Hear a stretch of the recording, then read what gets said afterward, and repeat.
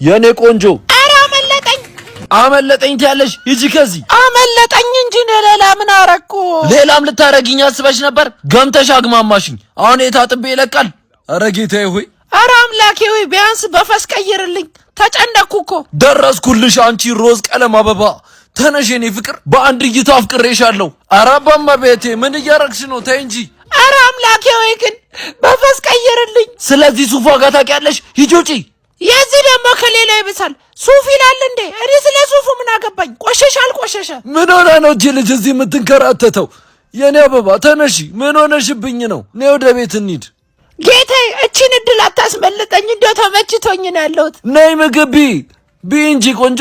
ኧረ እኔ አምልጦኛል። ችግር የለውም የኔ ቆንጆ፣ አትጨነቂ። መድኃኒት አላጣም። ይሄ መድኃኒት ከሻዶ ባትሪ የተወጣጣ ነው። ሻዶ ባትሪ በሀገራችን ለየት ያለ ባትሪ ነው። ለሪሞት፣ ለእጅ ባትሪና ለህፃናት መጫወቻ ዘመናትን ያሻገረን ሻዶ ባትሪ ይለያል።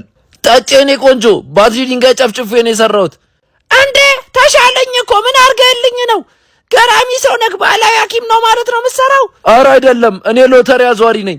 እሱንስ ማን አየበት? ይሁን የኔ ባል፣ አፈቅርሃለሁ። እንጋባ ማለት ነው። እና ታዲያ እንካ በቃ።